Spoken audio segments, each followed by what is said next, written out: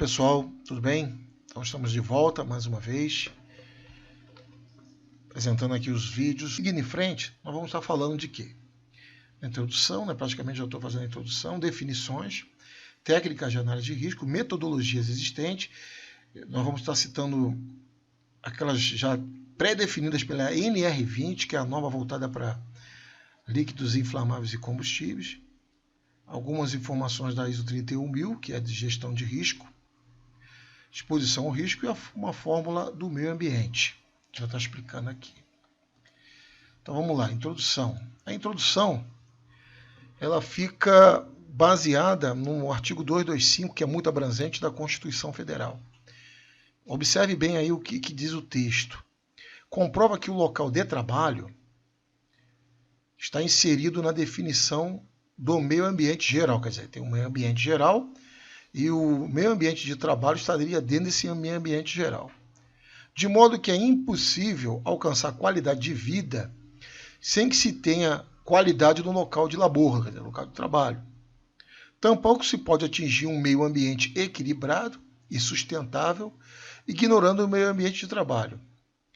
Por sua vez, o artigo 170 estabeleceu expressamente que a ordem econômica deve alinhar-se ao princípio da defesa do meio ambiente, indo ao encontro da ideia de existência de um saudável ambiente laboral. Então, em resumo, segurança, saúde e meio ambiente andam juntos. E dentro desse contexto do curso de área classificada, isso tem tudo a ver. Lembra que eu comentei com vocês que na OIT foi estabelecido as bases que hoje são da NR20 no Brasil, por conta de controle dos acidentes ampliados. Então você vê, um acidente ampliado é aquele que acontece um evento, ou um vazamento, ou sai uma nuvem de fumaça, uma nuvem tóxica, além de prejudicar, levar danos para quem está dentro da empresa, vai prejudicar também fora da empresa, né? Sai pelo lado de fora, às vezes com vento, e se propaga para o meio externo. Então isso tudo está dentro desse entendimento do artigo 225 e o artigo 170. Então quem hoje vai fazer uma instalação dessa, projetar uma instalação dessa com segurança, ou implantar segurança numa instalação dessa, considerando que a norma NR20 retroage no tempo, é preciso adequar tudo isso e ter essa percepção da equipe multidisciplinar. Se não tiver esse entendimento, com certeza não faz o trabalho direito, considerando a base de que a NR20 ela focaliza muito a questão dos acidentes ampliados. Tudo bem até aí? Então vamos seguindo em frente. Definições. Eu botei aqui as definições da 45001, que é uma das normas mais recentes no campo da segurança da saúde. Está praticamente alinhada com outros conceitos de outras normas, da 31000, do Guia 73. Mas se eu colocasse toda essa informação, nosso vídeo ficaria muito extenso. Então vamos lá. Incidente. Então na ISO 45001, num ponto de vista internacional, o que é um incidente? Ocorrência decorrente ou no decorrer de um trabalho, que pode resultar em lesões e problemas de saúde. Então está querendo dizer que o que a gente chama de acidente aqui no Brasil, no contexto internacional, um incidente que ocorre lesão, ele também continua sendo incidente. Nota 1 de entrada, isso aí está tudo na norma. Um incidente em que ocorrem lesões, aí está falando, e problemas de saúde, algumas vezes, está falando algumas vezes, porque nem todos os países nomeiam como um acidente quando se tem lesão. Às vezes, muitos deles chamam de incidente. Então pode ser referido como um acidente. Então não está errado, não mudou muita coisa. Mas no contexto internacional, o acidente, o conceito de acidente está dentro do conceito do incidente. Nota 2 de entrada. Um incidente em que não ocorre lesões, aí já chama aqui de quase acidente em alguns lugares, né? Outros chamam também de incidente, também pode ser um incidente, logicamente, mas vamos se basear na nota da norma. Nota 2 de entrada. Um incidente em que não ocorrem lesões e problemas de saúde, mas há potencial de ocorrer, pode ser referido como quase acidente, quase perda ou ocorrência perigosa. A nota 3 de entrada. embora possa haver uma ou mais não conformidades relacionadas a um incidente, nós temos a inclinação para sempre perceber assim, né? Acontece incidente porque teve uma falha, alguma coisa que comprometeu. Mas um incidente também pode ocorrer onde não existe a não conformidade. É aquela questão da evolução do trabalho. A pessoa faz o trabalho, tem uma coisa ali, uma situação ali que não foi observada, nunca aconteceu nada, mas tem uma situação que pode acontecer e num dado momento, depois de muito tempo, às vezes, acontece. Então isso está dentro desse contexto dessa nota 3. Isso quer dizer o quê? Que nas normas de análise de acidente, nós não podemos ter a pretensão, né, de dizer que está tudo 100% controlado, que às vezes pode haver uma ocorrência que não havia não conformidade, estava tudo seguro e aconteceu a falha, acontecendo o problema, né, o acidente. Uma outra questão importante, as definições. Né? Vocês estão vendo aí que esse desenho ilustrando fosse uma bomba, mostrando que é o perigo.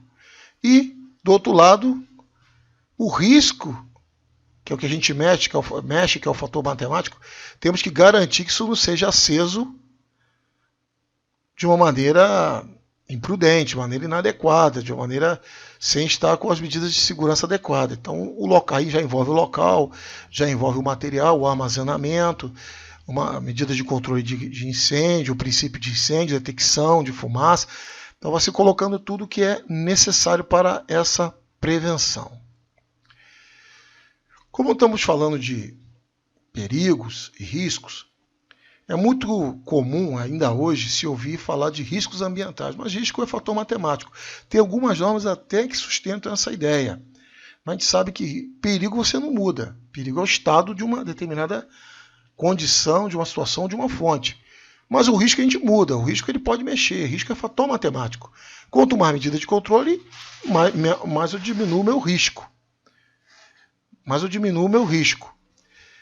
Então eu botei ali, vocês estão vendo nessa imagem, nesse slide, perigos ambientais, que é o que provoca danos. E risco seria o fator matemático. Botei aqui porque muitas planilhas são assim. Mas vamos considerar tudo que está escrito como risco aqui, como perigos, que é o que provoca dano. Ruído provoca dano? Provoca. Ruído pode provocar surdez ou outro tipo de doença. Vibração? Também. A radiação não ionizante, sim. A radiação do sol ultravioleta pode gerar câncer de pele. A radiação não ionizante pode alterar DNA. O frio também pode gerar doenças. O calor também pode gerar diversas doenças. Pressão anormal. Então são o quê? É uma fonte perigosa que pode gerar um dano. Os riscos químicos, poeiras, fumos, neblinas, gases. A gente vai estar falando muito sobre gases e vapores.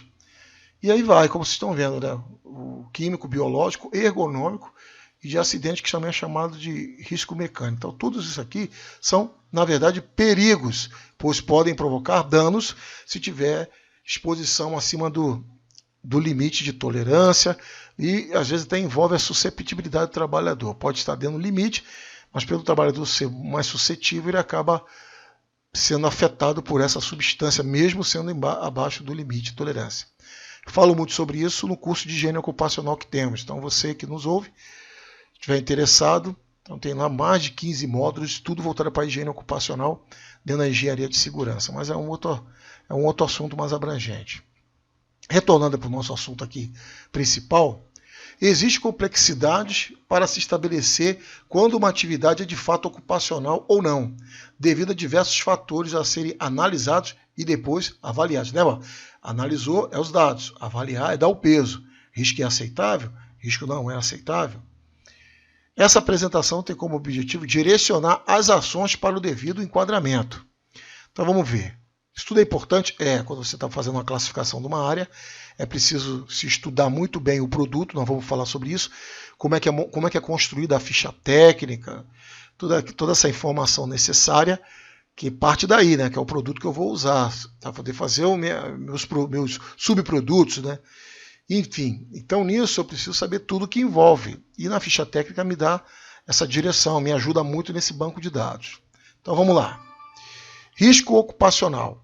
a possibilidade de um trabalhador sofrer um determinado dano derivado do seu trabalho. Então é o risco ocupacional. Trabalhar com produto químico sempre vai ter um risco ocupacional, dependendo do produto, logicamente.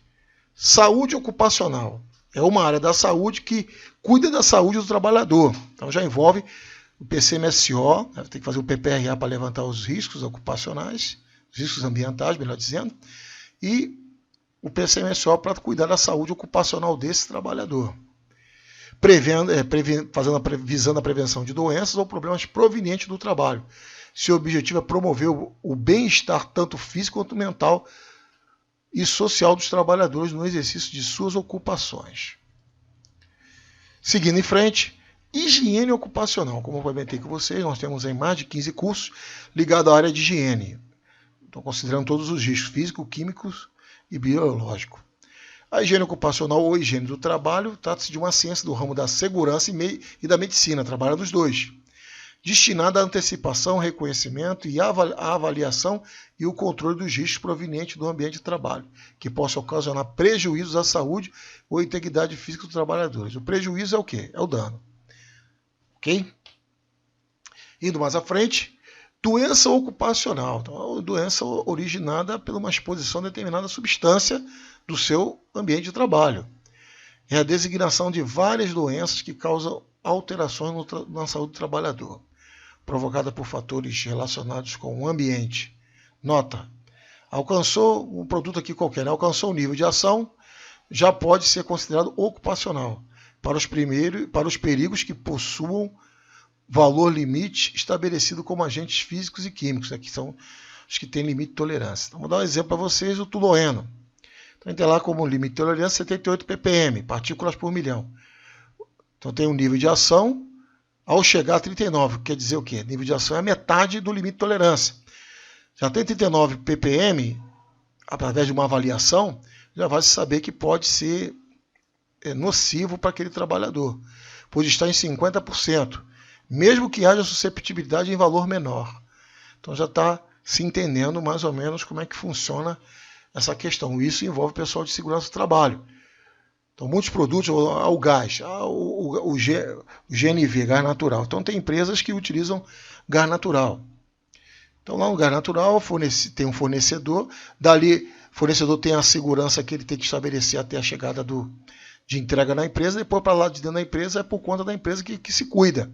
Então envolve manutenção, aplicação de tudo da NR20 que seja pertinente, e ali, logicamente, se tem risco de um vazamento de gás natural, tem. Que gás natural é altamente asfixiante, pode levar uma pessoa a óbito.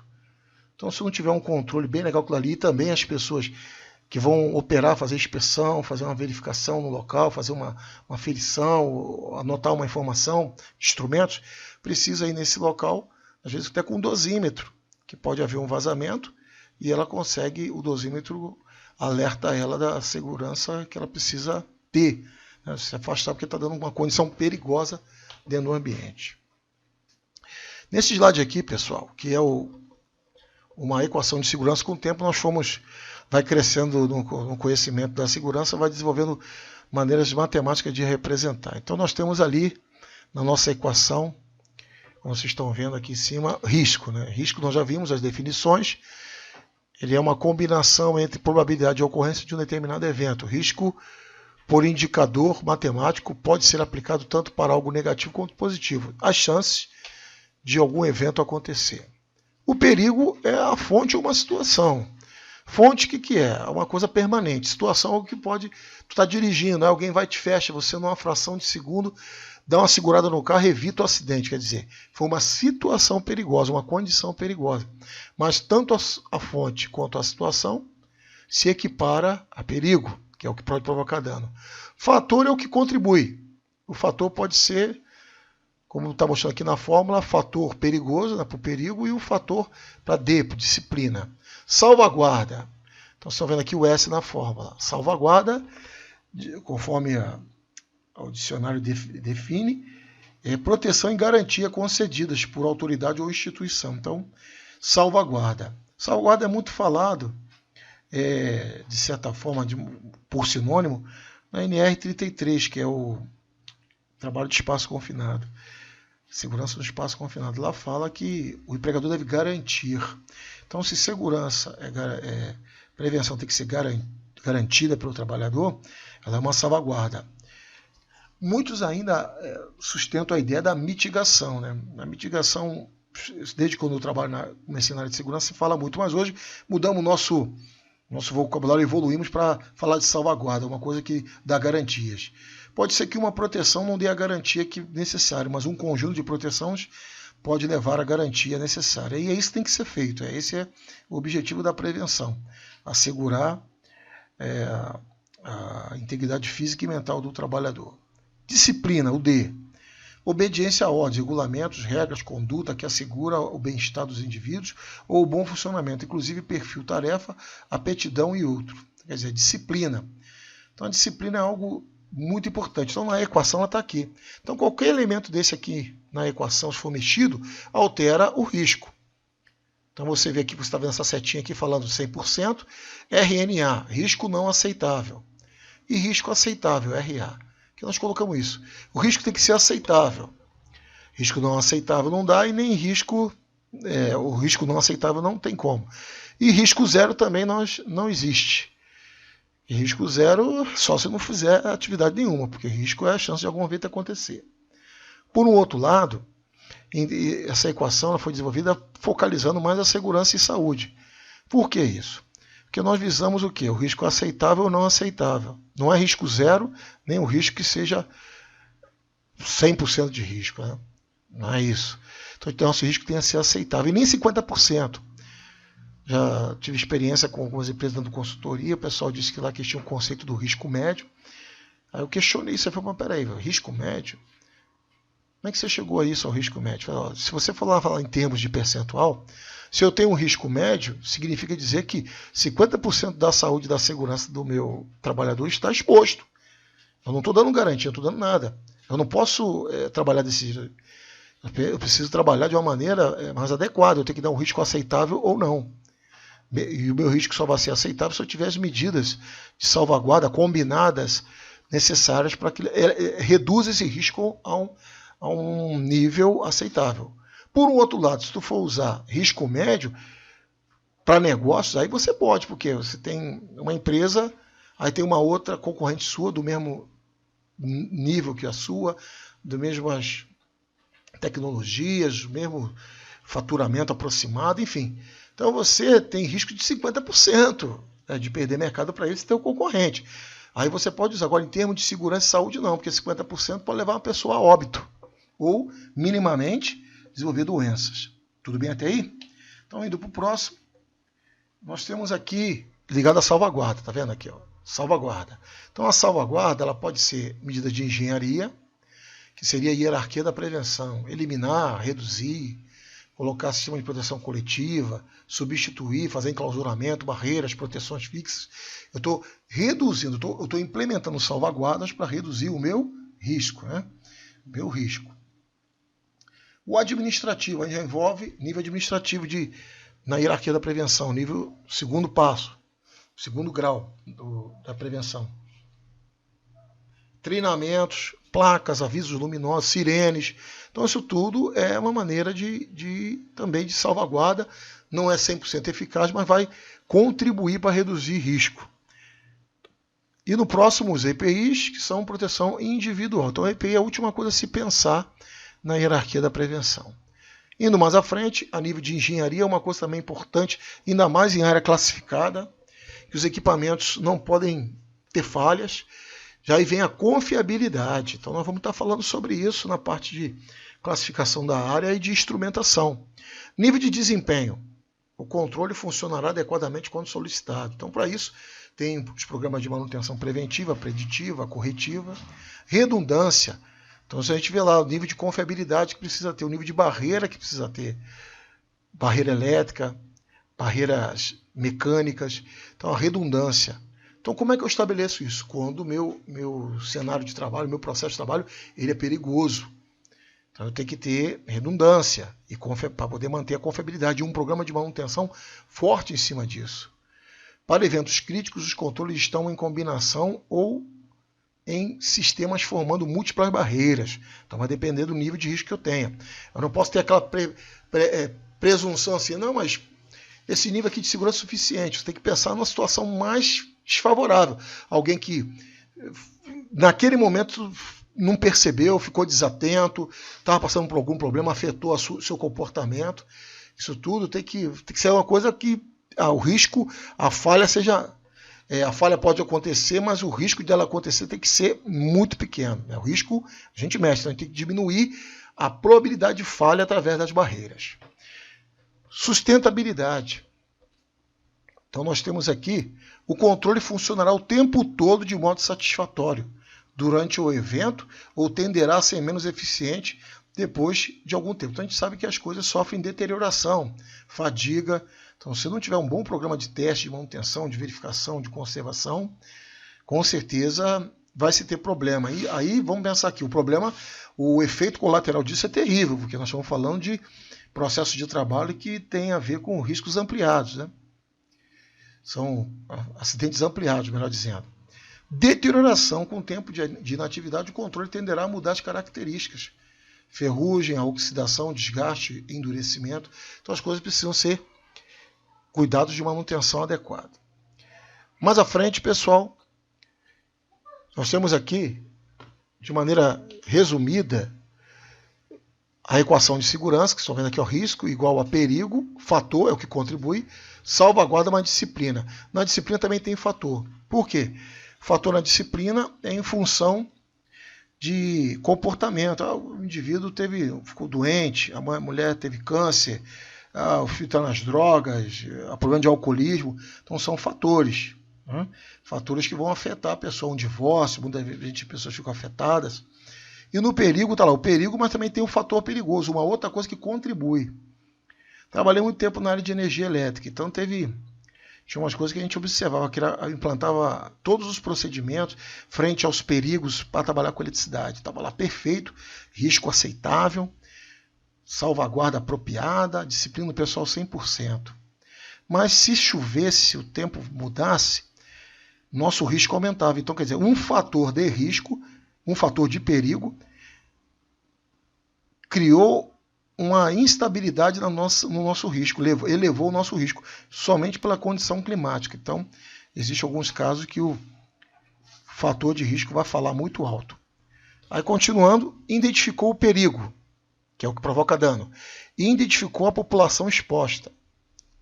Aí vem lá, estimativa do risco. Então, estamos estimando, porque nós estamos fazendo as análises, estamos vendo o que é feito, descrevendo tudo, bonitinho, as medidas de controle. Aí aqui eu estou analisando o risco. Estou analisando, estou levantando dados. Quando eu já boto um valor para o risco, se é aceitável ou não em termos de saúde e segurança, já estou avaliando.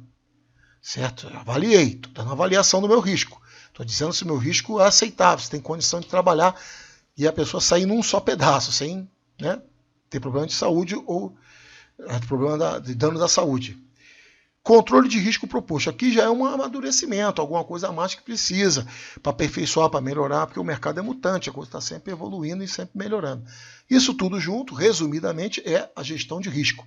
Lembrando que nós estaremos falando mais vezes sobre esse assunto, de maneira aprofundada, porque é a base do nosso trabalho de classificação diária. Aqui, nosso último slide do assunto, mostrando a análise de risco, mostrando aí a relação mais uma vez, uma ilustração através dessa imagem, mostrando os cães, pastor alemão. Nós sabemos que no mundo animal é a lei do mais forte. Então está lá o gatinho, que seria mais fraco que o animal, e o animal está ali o perigo, né, que representa para ele o perigo, e não existe nenhuma barreira.